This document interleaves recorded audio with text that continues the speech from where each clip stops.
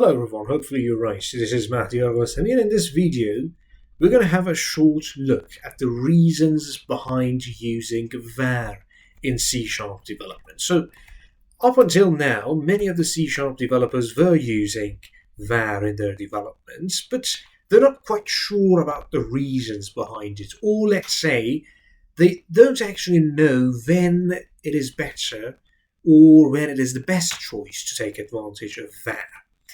So basically, in C#, var is a kind of keyword. It means that infer the type from the right-hand side. And most importantly, it is quite dynamic. I mean, have a look at this example we are having in this Visual Studio texts. As you can see, we've got a var x that has been defined, and there's this amount of 10, which, as we all know, is an int, that has been assigned to this var x. Or in the other example we have, as you can see, there are some simple pieces of code. We are having a var y, and a string is assigned to var y. Even another thing I could do was defining another var and having sort of float. So simply, rather than defining the type, or let's say the data type, we can shift to the usage of var. But when are we supposed to adopt var in our programming? There is another thing we have in here. We've got a dictionary that has been defined.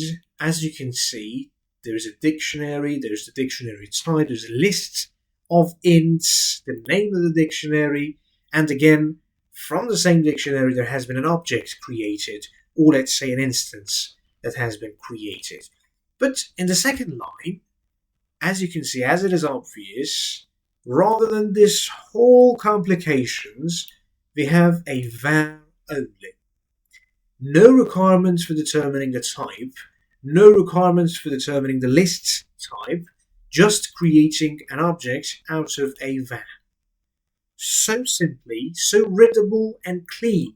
I mean, many of the developers are looking for ways of having a clean code, having more of a kind of readable code. So here we are. This certainly helps us. Or in this case, as you can see, we've got a list. We just set new list types of int. No determination.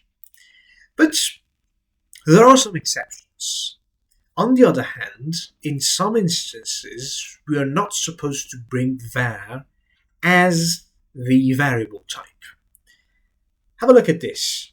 In this line, there is a var called result, and as you can see, there's a function that has been assigned to the already defined variable.